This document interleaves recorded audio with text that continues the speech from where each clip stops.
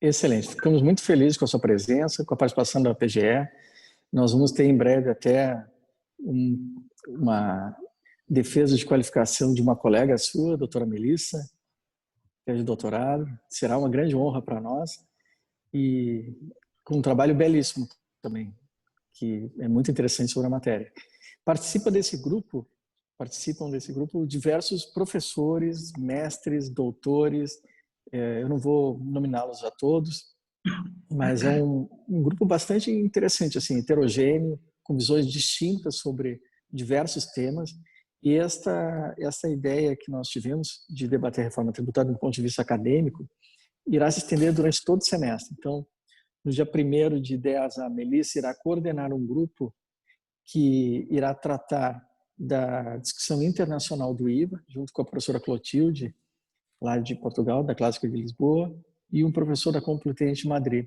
Então, estás convidado também, a PGE, a todos os colegas da Procuradoria. E durante o semestre faremos diversos debates, do ponto de vista econômico, sobre a tributação em relação ao consumo, e está sendo coordenado esse semestre pela doutora Melissa, por mim, pelo Niski, João Ricardo Niski, pelo Diego Galbinski e pela Larissa Lax, que são os coordenadores, e mais a Bruna Litz, que nos apoia aqui, e todo o grupo do GETAX. Bem, dito isso, eu queria apresentar o dileto colega, estimado amigo, o professor Dr. Cassiano Menck, tem uma obra renomada aí no país, palestrante nacional, internacionalmente. É um colega que muito nos alegra que esteja aqui com demais pesquisadores para tratar desse tema, que é o tema da reforma tributária estadual, de um ponto de vista acadêmico, bem sereno, e que com certeza vai agregar a discussão de todos aqui presentes. Então, professor Cassiano Menck, nosso muito obrigado por nos prestigiar neste evento, nesse grupo de estudos.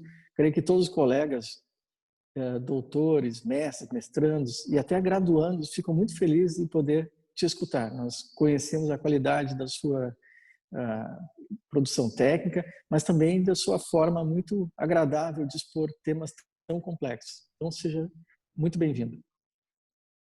Muito bem, gente. Muito obrigado, em primeiro lugar, ao professor Caliendo, ao GETAX, à PUC, e na pessoa do professor Caliendo, eu agradeço a todos os coordenadores desse grupo, que, como disse o doutor Eduardo, tem sido tão importante para o debate de temas essenciais para a sociedade, temas essenciais para o direito tributário, um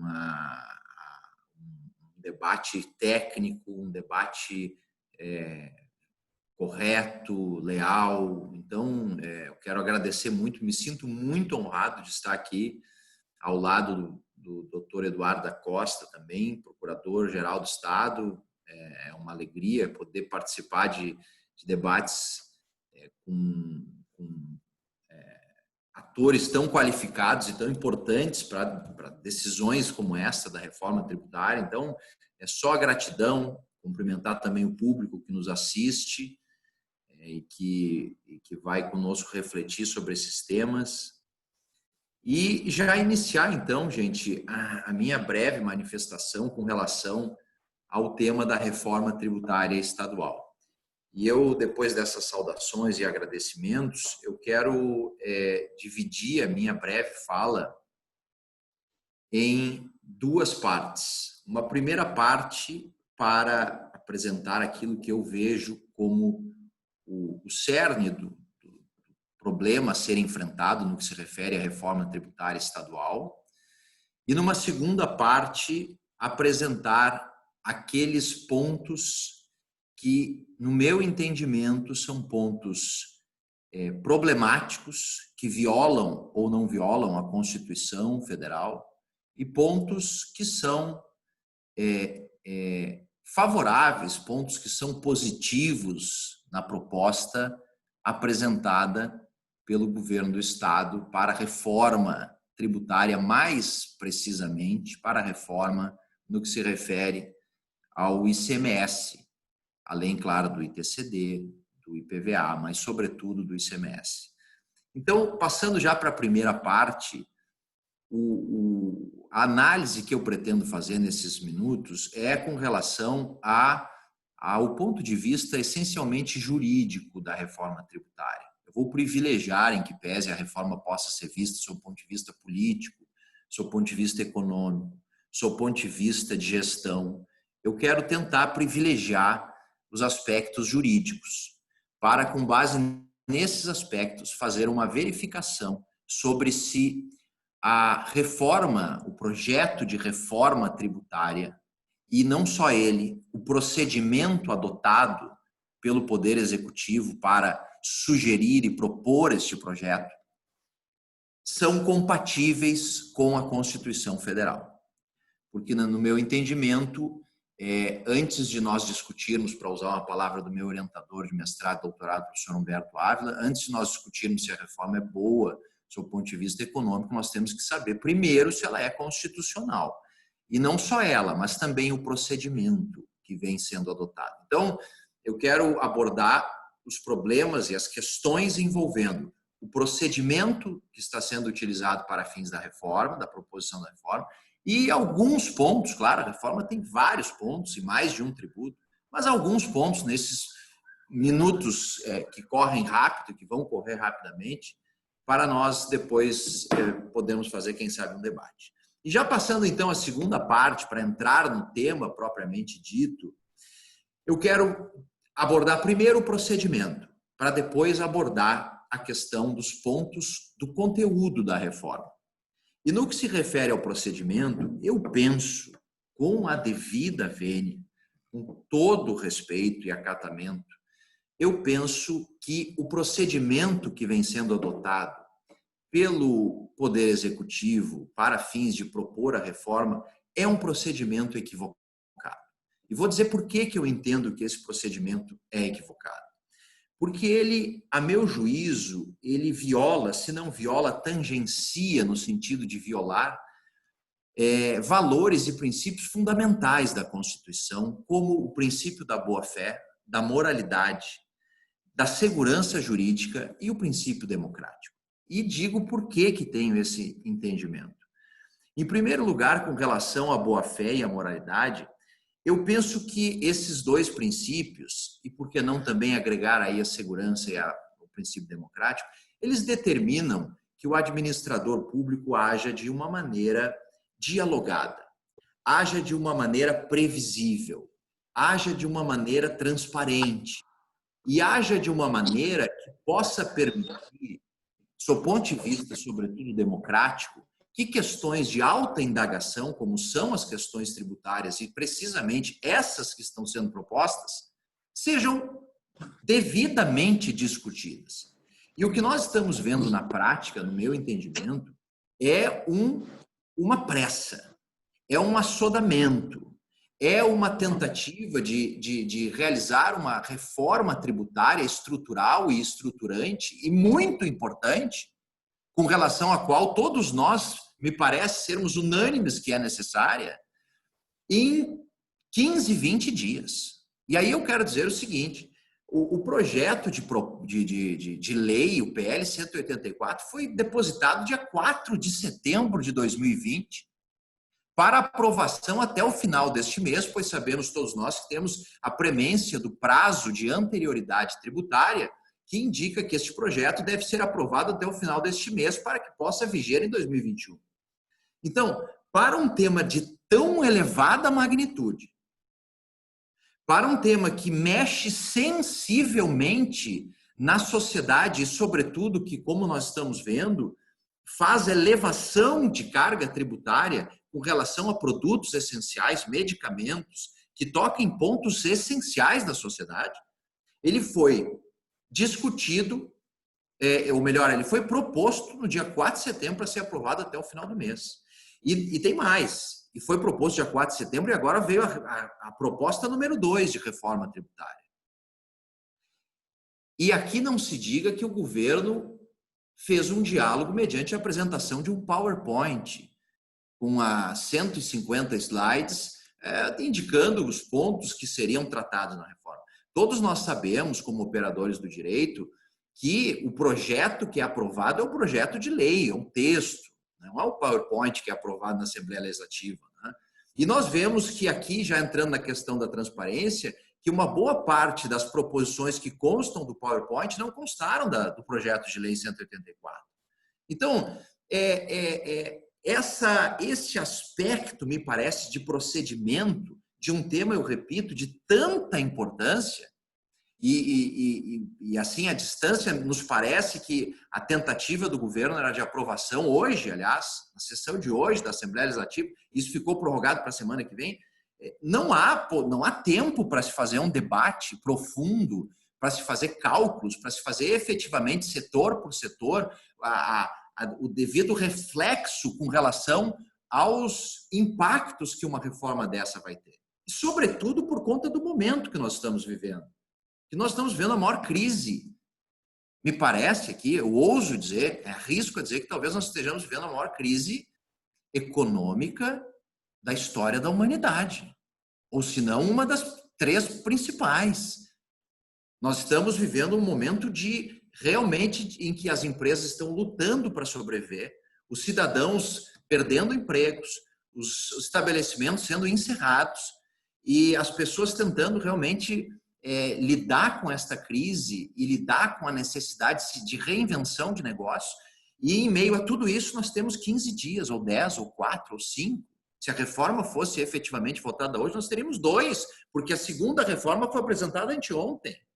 Isso me parece, meus amigos, que esse procedimento não combina com segurança, com calculabilidade, não combina com democracia, na minha visão, com todo o respeito.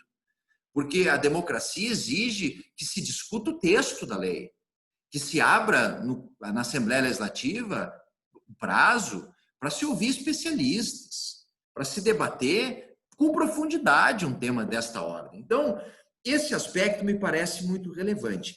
E outro aspecto que me parece muito relevante, ainda falando com relação a procedimento, e aqui eu incluo procedimento e aspectos gerais das normas que visam a ser, ou dos textos que visam a ser aprovados na reforma, me parece evidente.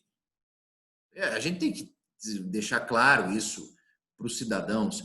O grande intento dessa reforma, me parece com clareza, ser o que não é algo que tenha que ser enfrentado, tem que ser enfrentado, sim, pelo administrador público, parece ser a premente necessidade de lidar com a redução da arrecadação de 2,8 bilhões, como foi anunciado, para o ano seguinte, para o ano que vem, já que aquelas alíquotas que foram provisoriamente majoradas ou temporariamente majoradas de 25 para 30 e 17 para 18, elas voltariam ao seu status quo no início de 2021.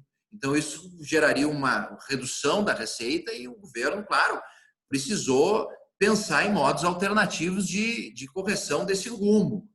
Todavia, me parece aqui que esse intento arrecadatório, ele viola também, neste momento em que nós esperávamos, e eu invoco aqui o primeiro slide apresentado para fins lá, 20 dias atrás, o primeiro slide é uma reportagem do Jornal do Comércio do governador do estado falando sobre a necessidade em 2018 de uma reforma. Em 2018, prevendo a necessidade futuramente de mudança das alíquotas, de reajuste, de recalibragem. Só que se deixou para fazer isso faltando 5 dias, 10 dias, 15 dias para aprovação de uma lei.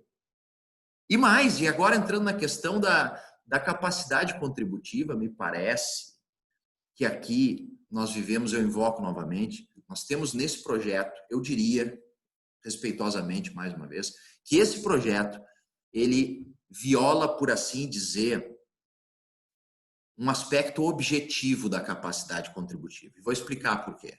A capacidade contributiva, como todos nós sabemos, ela significa, assim, na essência dela, uma capacidade econômica para que os indivíduos e as pessoas jurídicas possam, depois de proverem o seu autossustento, depois de lidarem com o Wesensgehalt Garantie, que é o núcleo essencial da dignidade humana, depois de lidarem com os bens essenciais para a sua sobrevivência, de contribuírem para a manutenção do Estado.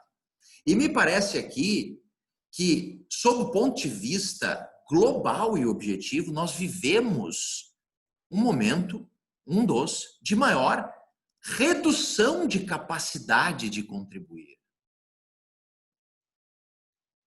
Nós estamos assistindo contratos de locação serem renegociados para redução. As empresas estão reduzindo os seus preços, os estabelecimentos, restaurantes, demitindo pessoas, as indústrias demitindo pessoas. Os preços, não só no Brasil, mas no mundo, estão caindo, os juros estão caindo, a economia está em franca derrocada e decadência, salvo alguns setores. O preço da gasolina caiu. E exatamente nesse momento em que os indicadores de capacidade contributiva, e por isso falo do seu ponto de vista objetivo, independentemente do sujeito A, B, C ou D, estão demonstrando que há uma redução de capacidade, o governo apresenta um projeto para aumentar a tributação. Eu assim, respeitosamente, eu discordo deste âmbito, deste intento, melhor dizendo, deste intento, porque na realidade, se nós formos analisar produtos alimentícios que hoje são tributados a alíquota zero, na primeira reforma iam para 17%, agora foram para 12%. Cesta básica de medicamentos e de alimentos que iriam para 17%, agora foram para 12% e hoje são 7%. A primeira reforma, a proposta, no primeiro PowerPoint, a redução da alíquota era de 30% para 25%, agora veio uma recalibragem para 27%. O IPVA, que era 3%, na proposta foi a 13,5%, agora ele foi para 4%. Então, me parece que o Estado está indo rigorosamente, aqui invoco um artigo recomendo o artigo de ontem da Zero Hora, do professor Pedro Adame. Quem não leu o artigo do professor Pedro Adame, eu peço que leiam na Zero Hora de ontem, sobre exatamente isso que eu vou dizer agora. O poder de tributar é o poder necessário para construir. Todos nós sabemos. Mas ele, dependendo do modo como ele é usado, ele pode ser um poder de destruir. Como já indicaram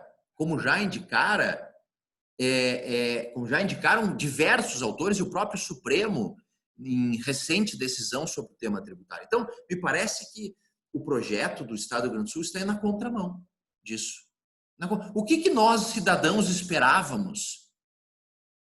Nós esperávamos que viesse um projeto de reforma administrativa, que viesse um projeto de redução de custos. O que as empresas todas estão fazendo nesse momento? Os escritórios de advocacia, os restaurantes, os bares, estão pensando como reduzir custos.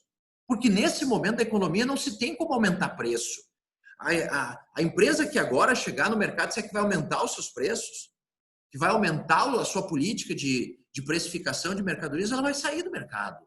E me parece que o Estado do Rio Grande do Sul, em que pese todos nós saibamos que depende o Estado, sim, de arrecadação, e todos nós aqui precisamos dessa arrecadação, me parece que a solução que está sendo adotada é a solução mais simples. E a solução que vai na contramão do que o momento da economia e do mundo apresenta. Então, sob esse ponto de vista de procedimento e mais geral, me parece que a reforma, ela apresenta, como disse, vícios com relação à transparência, ao diálogo e assim, de novo, respeitosamente, eu admiro o subsecretário Ricardo Neves, ele é um homem aberto ao diálogo, eu admiro, e digo isso sinceramente, um homem aberto ao diálogo, um homem que não foge da discussão, mas me parece, e reconheço a excelente intenção do governador do estado, eu tenho certeza que se nós estivéssemos sentados na cadeira do governador, nós estaríamos extremamente preocupados com o ano seguinte, o ano que vem. Agora, me parece que viola este procedimento que foi adotado, viola, já que já sabia da necessidade. Mas nós temos a pandemia, então esse quadro foi agravado. Não, essa necessidade o governador indicou em 2018. Viola esse dever de transparência, esse dever de abertura ao diálogo, esse dever de promoção da democracia, que são deveres que decorrem da Constituição e não são conselhos constitucionais. Ele viola a segurança jurídica num aspecto pré-legislativo, de uma segurança que indica um dever de diálogo para a transição entre regimes, né? E sob esse ponto de vista procedimental, me parece que há esses problemas.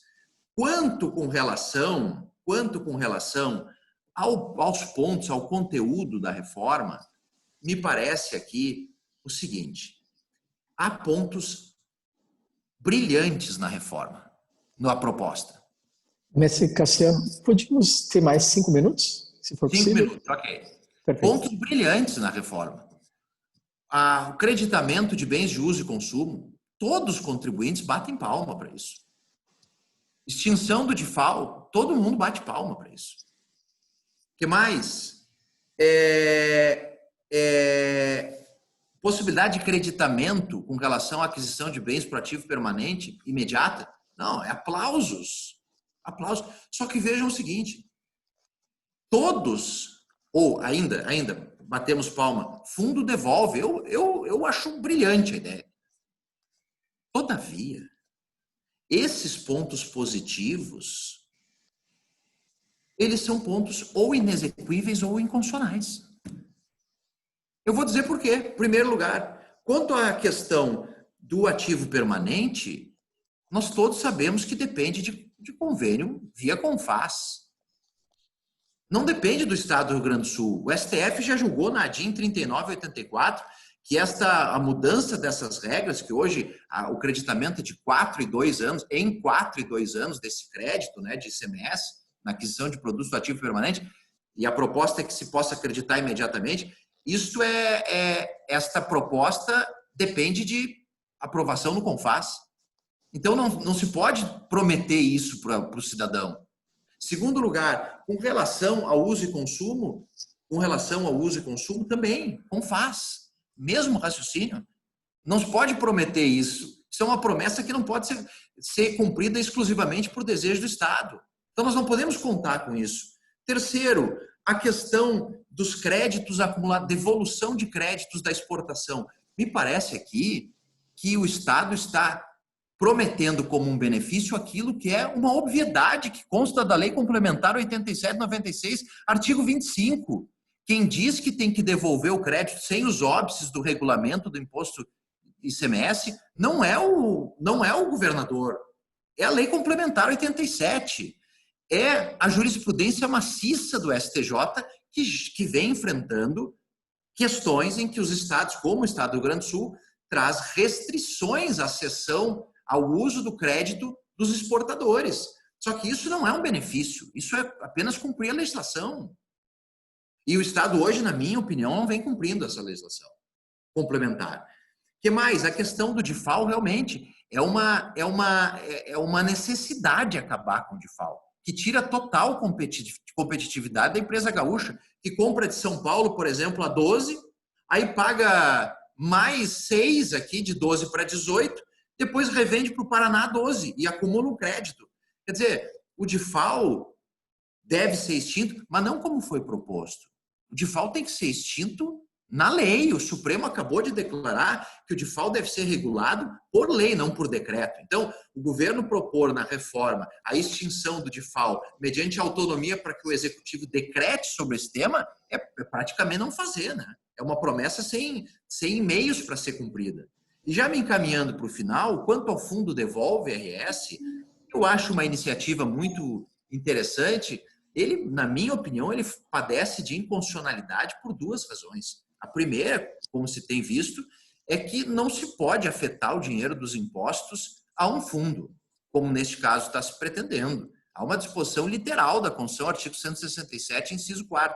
E segundo, que viola também o princípio federativo e a repartição das receitas, porque os municípios vão ficar alijados da participação com relação a essa contribuição. Quer dizer, tira o ICMS da partilha dos municípios e, de outro lado, o Estado arrecada de uma outra maneira, inconstitucional, frustrando a participação dos municípios no que se refere a esses valores. Então, para terminar, em nível de primeiras conclusões, eu quero dizer que nós precisamos de uma reforma, assim, mas não uma reforma tributária para ser aprovada em 15, 20 dias, assim como está se pretendendo. Nós precisamos de uma reforma com mais diálogo. Nós precisamos de uma reforma que toque em pontos essenciais também no que se refere ao procedimento que foi proposto para alterar procedimento administrativo e tal. Eu não vi um artigo tratando de um problema grave do processo administrativo fiscal, que é o problema da falta de contraditório, que é o problema de o TARF não ser facilmente acessável num site, que é o problema de o TARF não ser vinculado aos precedentes do Supremo, nem do STJ. Então, me parece que, sob o ponto de vista procedimental, nós temos problemas, que, sob o ponto de vista do conteúdo, tem méritos dentro das ideias da proposta, só que são méritos inexequíveis. E o que fica para mim é que o grande, essencial intento do Estado é promover o aumento da arrecadação, justamente num tempo em que não há espaço no patrimônio das pessoas para isso. Muito obrigado, Dr. Cassiano Menck, pela sua exposição, e queria passar a palavra ao Dr. Eduardo Costa. Uma grande honra, renova aqui os nossos agradecimentos. Além de ser nosso procurador do Estado, procurador-geral muito benquisto, com uma luta muito combativa em defesa do Estado, é um acadêmico, né? Um acadêmico de marca maior, com estudos tanto de mestrado, doutorado, estudos no exterior, na França, na Itália. E até uma característica que eu achei interessante, que é um latinista, um estudioso do latim e um estudioso do processo de uma forma muito detida, principalmente processo probatório. Então, os colegas do processo aqui do PPG, em Direito, lhe enviaram os cumprimentos. O professor Luiz Alberto Reichel, temos muita estima também por vários procuradores, o professor Ernesto Toniolo, e seja bem-vindo, e com a palavra tem aí um tempo para que possa expor do jeito que achares melhor.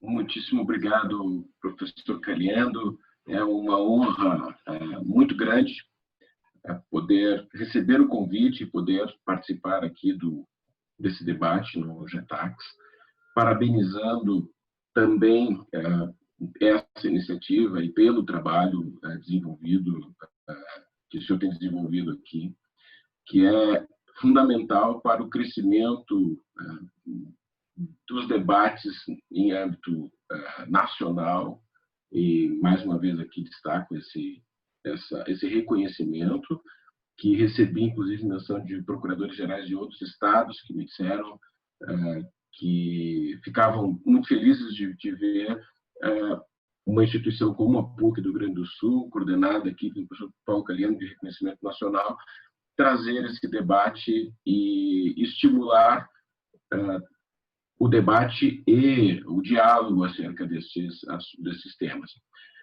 Agradeço ao professor Menck e também ao professor Cassiano Menck, com quem então divido essa oportunidade de tratar da reforma do tributário do Estado do Rio Grande do Sul.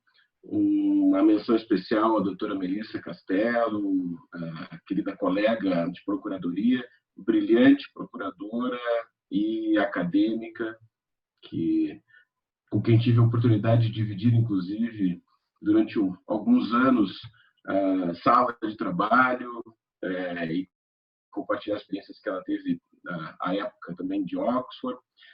E um carinho aqui grande a todos que dedicam esse momento a compartilhar conosco esse debate. Bom, da mesma forma como o professor Cassiano colocou, e eu faço também de modo muito respeitoso, eu então preciso começar com alguns aspectos, trazendo a necessidade de destacar que, primeiro, nós temos uma situação fática um pouco diversa. Eu tive a oportunidade, e inclusive uma oportunidade, inclusive que o próprio professor Paulo Caliendo esteve, e pré-envio dos projetos, nós dialogamos com diversos setores. Eu participei dessas reuniões e durante diversas etapas. Então, foi conversado desde com setores de produção, tivemos, os mais variados setores, conversamos com FAMURS, conversamos com, e acredito que foi com a FAMURS, que quando o professor Paulo Caliendo também trouxe seus argumentos, trouxe elementos escritos, nós tivemos, então, diversas oportunidades de debate prévio. Farsul. Farsul, exatamente. Obrigado pela Farsul. E tivemos, então, desde FEComércio, Farsul, como colocou aqui o professor Paulo Caliendo, dentre outros diversos setores, e também as lideranças, como nós temos aqui no sistema democrático, especialmente as lideranças que estão no nosso parlamento. Claro que eu não posso deixar de dizer que é um pouco forte dizer que viola o princípio da democracia e o princípio da transparência ou moralidade. Mas, como são princípios constitucionais, eu até desafiaria o professor Cassiano Menck a me mostrar um precedente do Supremo que tenha derrubado uma lei em razão de descumprimento destes princípios constitucionais que estão expressos na Constituição, em razão de algo semelhante ao que está sendo feito num PL como aqui o do Estado. Duvido que isso aconteça. E, seguindo, de qualquer modo, aconteceu, houve o debate. Na Constituição Federal, sabemos, a proibição de regime de urgência em projetos que envolvam códigos, a instituição de códigos. Mas o Supremo também já foi mais restritivo e disse que, código é código, literalmente. Então, quando estamos aprovando, vou dar aqui como exemplo, o Código Ambiental aqui no estado do Rio Grande do Sul, ele foi um que não pôde observar o regime de urgência, que é previsto no artigo 62 da Constituição do Estado, a semelhança do que há na Constituição Federal, com o regime de urgência, e que é uma prerrogativa do chefe do Poder Executivo e, naturalmente, de trazer o debate. E esse regime de urgência ele tem um prazo, naturalmente, mas esse prazo ele vai trancar a pauta da Assembleia. Isso significa que a Assembleia tem de aprovar de imediato.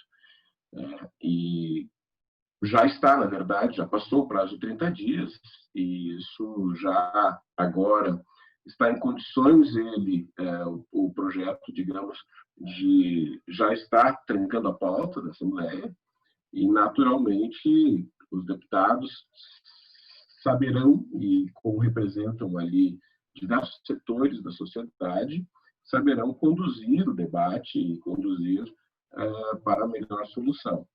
Mas um ponto aqui muito importante é de fazer separação para o debate, especialmente o debate acadêmico.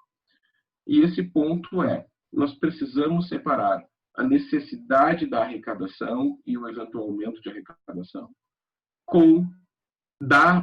dos aspectos qualitativos, ou seja, da bonomia, da qualidade do que está vindo na proposta de reforma tributária.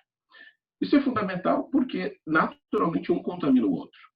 Então, eu vou fazer aqui, primeiro, um aspecto de por que nós precisamos manter a atual carga tributária, e aí eu vou usar isso, embora o conceito seja de carga tributária envolva PIB, eu vou aqui utilizar, mas me referindo à manutenção da atual arrecadação prevista, porque nós sabemos que a arrecadação ela vai oscilar, diante dos gastos que o Estado do Rio Grande do Sul tem. E isso é um ponto primordial para que nós possamos compreender o porquê de essa manutenção e das alíquotas, e aí eu diria, mais uma vez, não das alíquotas, mas a manutenção da arrecadação, ela seja considerada como permanente e não como provisória.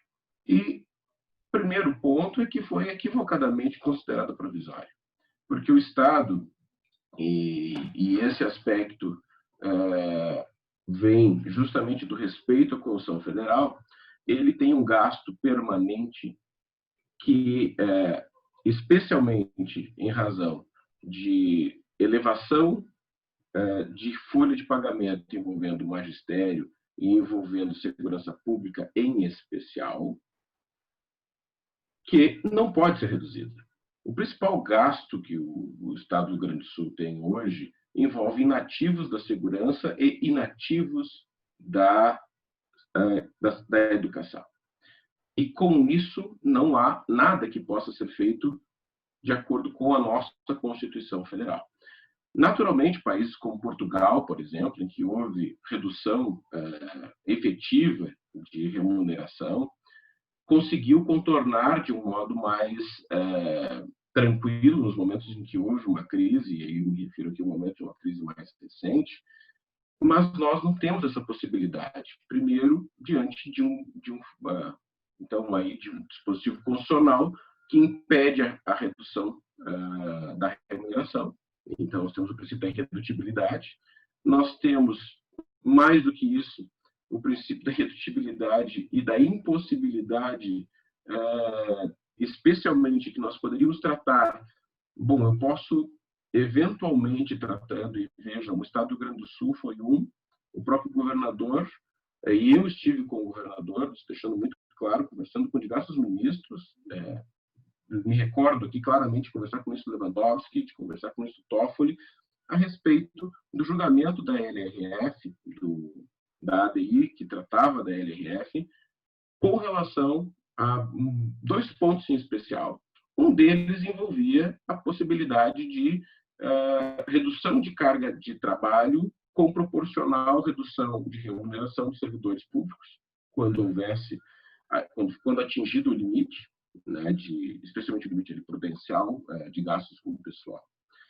Mas a circunstância que nós temos hoje é de que, e aqui eu vou trazer alguns números que eu sei de cor, né? Então não vou trazer números e posso eventualmente aqui me equivocar por pouco mais ou pouco menos.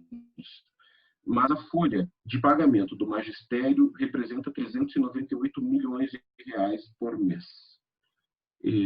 Então, vejam, a folha do executivo representa 1,2 bi por mês. E o magistério, 398 milhões por mês.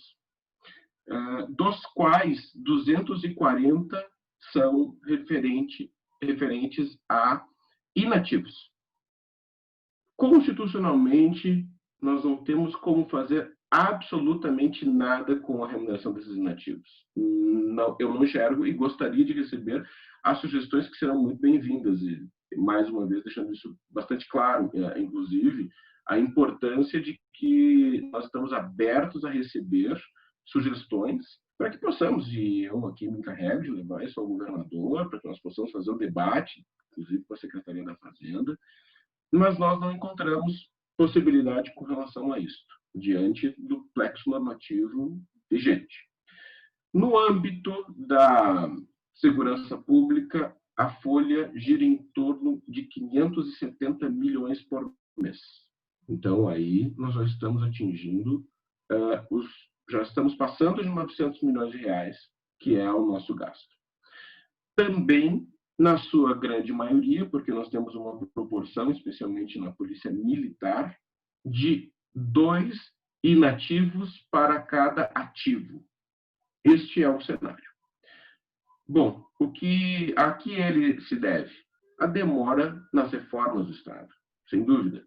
Nós tínhamos aqui, e aí, por exemplo, quanto à polícia, especialmente polícia militar, regra de ausência de idade mínima e um tempo de serviço de 25 anos para a mulher. Essa regra e 30 para homem. 30 para o homem policial militar, 25 para a mulher. Nós estávamos com essas limitações, não houve reforma. Ano passado, então, aliás, foi enviado ano passado, mas aprovado ainda este ano, nós tivemos as reformas que envolveram a Previdência. Mudamos drasticamente todo esse cenário, trazendo... Primeiro, em 2015, tivemos um passo importante, mas com algumas limitações. Tivemos a instituição da Previdência Complementar para os servidores civis do Estado, que ingressassem a partir daquela data. Mas os militares não foram incluídos. Estados como Espírito Santo tinham evoluído e já havia lá uma previdência complementar, ou seja, a limitação do gasto do Estado com relação à previdência desses agentes ao limite do teto da Previdência Geral, do regime geral, e o demais decorrente de uma previdência complementar. Mas a alteração agora, recente, no Decreto-Lei 667, na Previdência dos Militares, trouxe uma imposição ainda mais grave. Ela trouxe que não pode haver a Previdência complementar para os militares estaduais, que eles devem ter aposentadoria integral e com paridade. Bom, mais do que isso, a lei federal reduziu a alíquota previdenciária desses servidores. O Estado do Rio Grande do Sul, por meio da Procuradoria-Geral do Estado, ajuizou, no âmbito do Supremo, uma ação civil originária, foi o instrumento que nós utilizamos, e o ministro, isso me refiro ainda, são decisões deste ano, o ministro Barroso nos concedeu a liminar para que nós pudéssemos aqui estabelecer a alíquota previdenciária com autonomia, ou seja, a alíquota federal não nos vincula. E para que você tenha uma ideia, reduziria de 14 para 10,5. Ou seja, um sistema deficitário, e eu recebo uma ordem de âmbito nacional para reduzir a alíquota e cobrir o déficit. Basicamente, isso que nós tivemos nesse cenário. Folha de pagamento, como eu mencionei há pouco, que é o gasto principal, digamos, hoje do Estado, infelizmente, deveria ser investimento, mas não é. Nós não enxergamos juridicamente outras reduções. Mas foram feitas as reduções todas possíveis. Acabou-se com as vantagens temporais, com regra constitucional. Acabou-se com as incorporações de gratificação. Extintos diversos outros direitos a partir de emenda constitucional. Então, com relação ao que se poderia diminuir, o governo fez o envio de um projeto bastante restritivo, reduzindo bastante, e dentro da Assembleia houve uma pressão para não reduzir tanto. E foi, então, consagrada a voz do parlamento, como deve ser. Agora, nós temos uma situação em que houve uma majoração da alíquota, e aí falo lá em 2018, com validade até final deste ano, que prevê, então, uma arrecadação maior, como sendo temporária. Mas, diante dos reajustes, especialmente os reajustes que foram concedidos em 2014, e cujo efeito financeiro foi realizado até 2018, esses impactos são permanentes. Esses gastos do Estado são permanentes. De modo que falar em um aumento temporário de alíquota é, na verdade, aqui uma tentativa de nos enganarmos. Se trata da necessidade, sim, de verificar quais são os gastos que o Estado tem, haver um controle social maior, e isso é importante dizer aqui, sentimos falta deste apelo social deste apelo, e aí eu falo aqui também, e aí eu desafio aqui também um pouco, para provocar um pouquinho, professor Caliendo, o próprio grupo, que quando foi a reforma administrativa, lá só havia barulho dos servidores que iam perder. Não houve esse barulho dos setores empresariais, dos setores, e mesmo aqui o setor acadêmico, para dizer que sim, aquela reforma do Estado estava caminhando no caminho, estava se dirigindo ao caminho certo e que deveria reforçar essa economia. Ou seja, nós tivemos o debate. Mas, claro, agora é muito fácil nós fazermos uma setorização do discurso e fingir que nunca houve esse debate, que não houve economia. A economia aconteceu lá no início. Só que é uma economia imediata muito restritiva. Acabou com o crescimento vegetativo, sim, em grande parte porque houve uma regra de transição imposta no sentido do debate, naturalmente, imposta de modo democrático, aqui, usando o termo imposição apenas como retórica, mas do que nós tivemos lá na Assembleia foi o debate democrático, entendendo que, não, o servidor não poderia pagar esse preço. Bom, todos nós queremos segurança, nós queremos mais policiais nas ruas, nós queremos serviços públicos de qualidade, mas o instrumento para que nós tenhamos isso, primeiro, demanda um esforço de compreensão das limitações constitucionais e dos poderes do poder reformador que está na mão do Executivo Estadual. Primeiro ponto. Porque não nos adianta refletir no âmbito estadual coisas que o Poder Executivo Estadual, ou mesmo o Poder Legislativo Estadual, não podem realizar, como é reduzir despesas que estão hoje atreladas e cristalizadas pelo princípio da irredutibilidade, por exemplo. Este é um exemplo. E para que nós possamos, então, compreender que, efetivamente, o Executivo, primeiro, mandou um projeto e que, sim, realmente, ele tem mecanismos internos de manutenção da arrecadação. Esse é o primeiro ponto. E isso jamais foi escondido. Primeiro, porque se parte desta premissa que eu estou mencionando, este é um gasto permanente do Estado. Nós vamos nos enganar gerando ele e tornando ele como de modo equivocado, como temporário, mas, na verdade, ele não é. Por quê? Se ele, e aqui menciono, como já disse para os senhores, o tamanho da folha de pagamento do Executivo mês. Se nós tivermos uma queda de arrecadação de 3 bilhões de reais para o próximo ano, isso significa que a folha de pagamento, por exemplo, da Polícia Militar, que é um peso grande, e da educação, que somados, como eu lhes disse aqui, representam 970 milhões de reais por mês aproximadamente, significa isto que nós vamos ter ali, ao longo do ano, talvez não no primeiro mês, um atraso na remuneração destes agentes públicos em torno de 3 meses. E isso traz consequências para a sociedade. Não é que não possa ser este o caminho. Bom, pode, mas traz consequências para a sociedade. Quando houve essa aprovação das majorações das remunerações, e o debate, por exemplo, e eu pessoalmente me envolvi nesse debate para nós fixarmos o subsídio para o magistério, um subsídio baixo, realmente, mas que com o Piso Nacional do Magistério, houve, de todos os setores, houve uma agressão muito grave, uma agressão forte a essa fixação.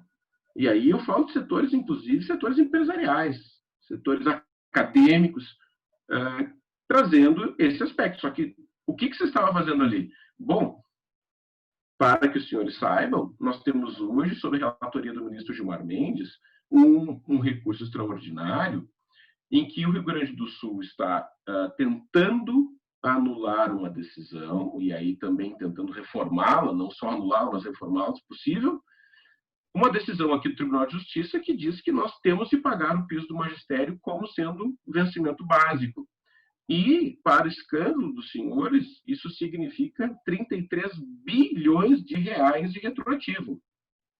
Eu estou falando de 6 bilhões de reais por ano de acréscimo na folha do magistério, com essa decisão do ministro Gilmar Mendes, se sair, e um precatório, óbvio que não mas aqui estou simbolicamente dizendo, mas na conta de precatórios, que hoje é 16 bilhões, 33 bilhões.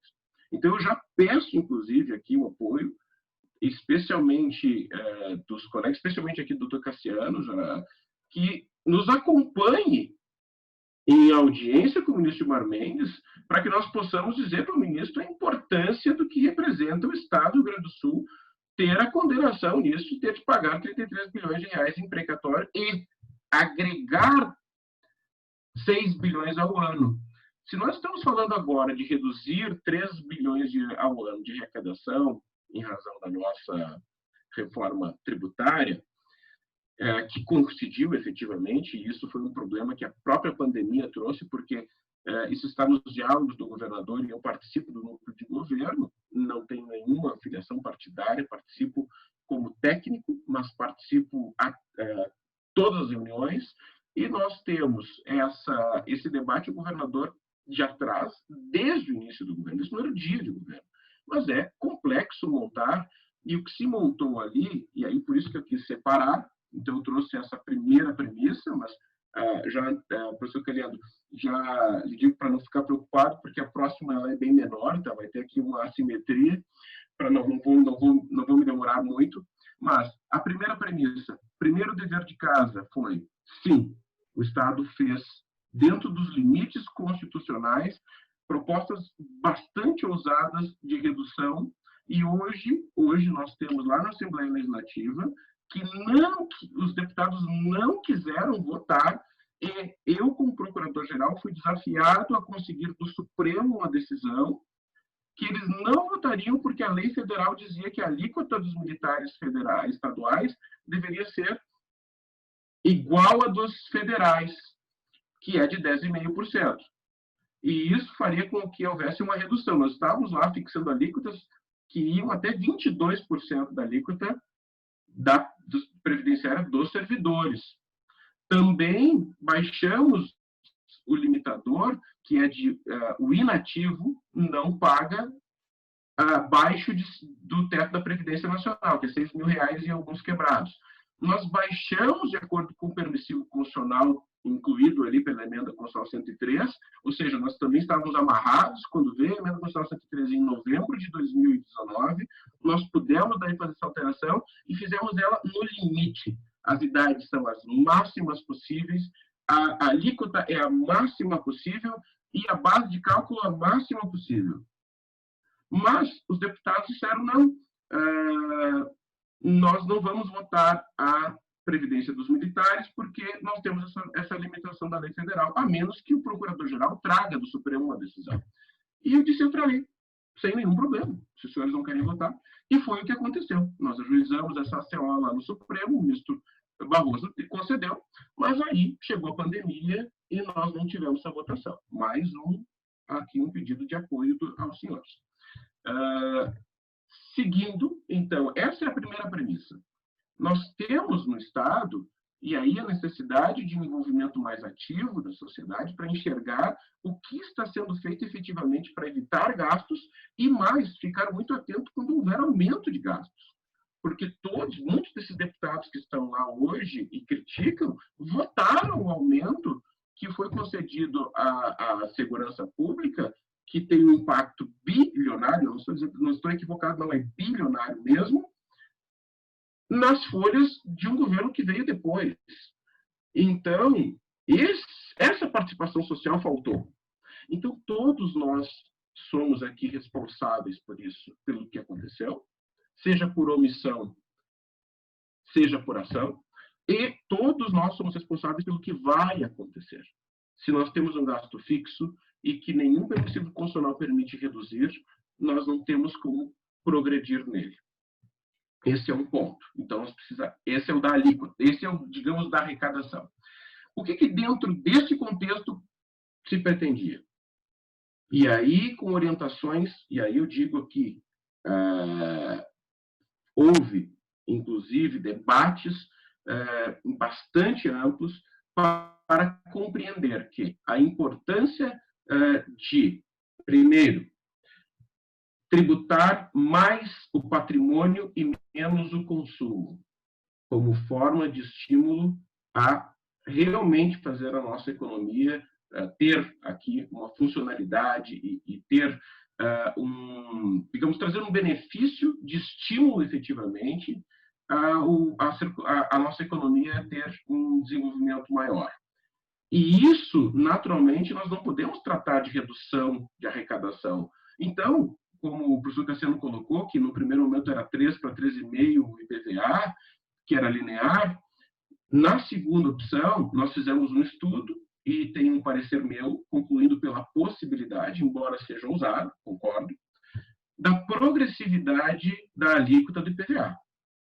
E esta é a proposta que está lá, que é a segunda proposta. Ela não é 4%, porque ela reduz para 3% por demanda da sociedade, para aqueles veículos de menor valor. E, claro, o critério ele foi usado da potência, que é igual ao do Ceará, que está no Supremo hoje, mas ele é um referencial de valor e, na nossa opinião, ele sim permite que se faça uma progressividade, considerando a capacidade econômica, usando esse critério. Mas esse é um ponto que nem chegou a ter, digamos, maior divulgação, porque não é 4%, é 4% para os veículos que com potência maior do que 120 cavalos. Aqueles abaixo de 80 cavalos, que é 35% dos veículos do estado do Rio Grande do Sul, continuariam pagando 3%, ou seja, não teria um aumento para 3,5%. Estaríamos tributando conforme a capacidade contributiva no patrimônio e não no consumo.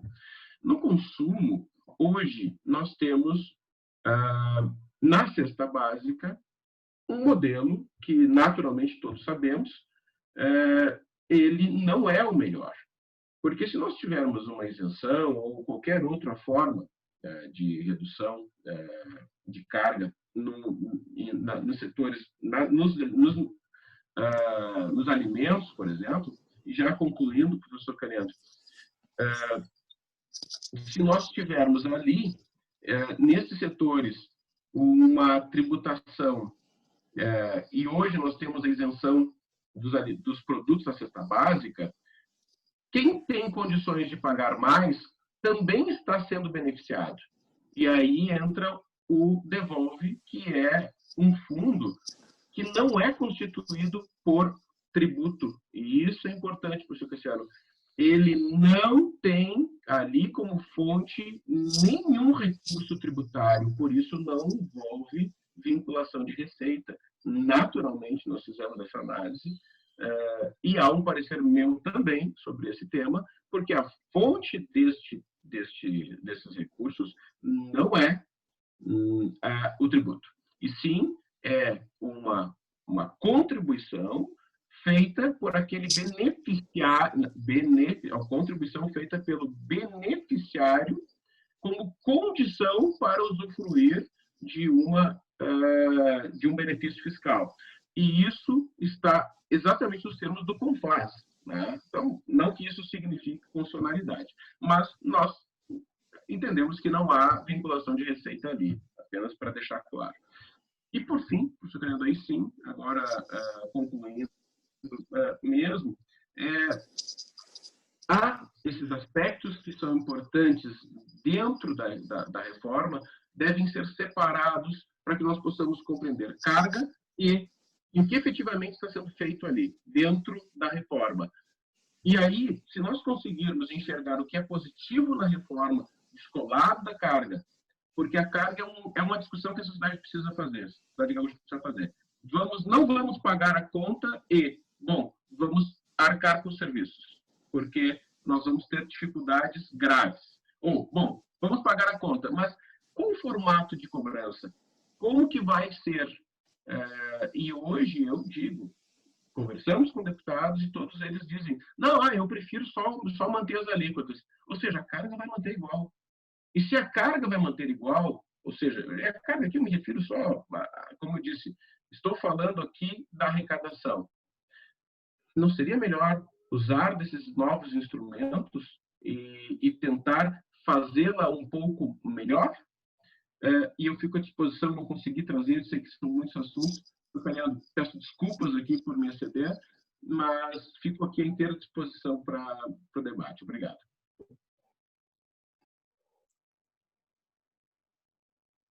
Bem, excelente. Espero que me escutem. Me escutam? Bem, eu queria agradecer a excelente exposição, doutor Eduardo Costa, doutor Cassiano Menck. Realmente foram ótimas apresentações. E gostaria de comentar que nós estamos numa situação um pouco delicada. Nós temos um horário previsto para o grupo, que é um horário sempre rígido de 1 hora. Mas eu creio que não houve prejuízo de não abrirmos talvez uma réplica, uma tréplica, porque foram boas as exposições. Eu não sei se o doutor Cassiano Eu concorda teria também, só uma chegamos a um pequena, resultado. para responder o desafio do doutor Eduardo, aqui só uma pequena fala, 2 minutos Eu, só. o, nós podíamos pensar até num próximo evento também, doutor Cassiano, se for possível. Não sei se é possível, até porque o doutor Eduardo Jacob já nos passou algumas tarefas aqui, eu tenho medo que ele passe mais tarefas ainda. Não, não, é No só, caso do piso do magistério, é eu só para até queria dizer, não, comentar, doutor Eduardo da Costa, que eu doutor sou Calhando, amicus curiae lá nesse caso e participo dele. Né? E creio que essa é uma questão muito importante. Mas que realmente nós temos que começar a pensar em trabalhos em relação ao direito financeiro. O doutor Cassiano já lhe passa a palavra. E só comentar que o nosso grupo é muito focado no direito tributário. Mas eu reconheço que a questão do direito financeiro é uma matéria cada vez mais relevante, mais importante. Nós devemos começar a pensar. Talvez venhamos a conversar com o doutor Ernesto Toniolo, com a PIDAP, para vermos alguma forma de intercâmbio entre o nosso grupo e esses estudos, para que nós possamos colaborar também. Mas eu sei que o doutor Cassiano gostaria de comentar alguns uma pontos palavrinha aí. só. Só vamos tentar ser bastante breve para que a gente possa cumprir o nosso horário, que é sempre bastante rígido no grupo. Doutor Tá Cassiano. bem. Não, obrigado, professor Calhando, e parabenizar o doutor Eduardo pela excelente explanação, muito consistente, muito bem colocada. É rápido, é só 2 frasezinhas. A primeira é a seguinte, que com relação ali ao desafio que o doutor Eduardo fez do Supremo, eu assim, particularmente, eu não seria tão ativista no sentido de entender que só o que o Supremo diz é que é norma, né? Me parece que sobretudo nesse período da vida que tem muitas questões que nunca ninguém disse, até decisões que o Supremo nunca deu e que me parece que estão sendo proferidas. Então, eu acho que nós podemos extrair norma não só das decisões do Supremo, essa é uma primeira colocação, e a segunda, rapidamente, é que com a devida vênia, eu não concordaria em dizer que nós não temos no Estado do Rio Grande do Sul outra saída para reduzir os gastos. A gente sabe que as empresas estão demitindo pessoas, os escritórios de advocacia, os comércios, as indústrias, e há na Constituição Federal, artigo 169, parágrafo 4º, há também uma lei 9.801, que regula a demissão de servidores estáveis, que é um tema muito complexo e muito delicado, eu sei que é, mas há essa previsão constitucional justamente no artigo que trata do equilíbrio entre receita e despesa. Então, me parece que tem, sim, mecanismos que não sejam só os arrecadatórios. E, para fechar, no que se refere ao que o doutor Eduardo disse, que no âmbito do direito financeiro o Estado não pode fazer algo que não depende só dele, eu queria usar essas mesmas palavras para reiterar que, quanto aos pontos benéficos da reforma tributária, o raciocínio é igual. Todos os pontos, ou quase todos benéficos que eu mencionei, são aqueles que não dependem do Estado. O Estado não tem mão para chegar e fazer isso, uso e consumo, ativo permanente. São promessas, mas promessas que a gente, lamentavelmente, pensa que não vão se concretizar. Seria isso, então.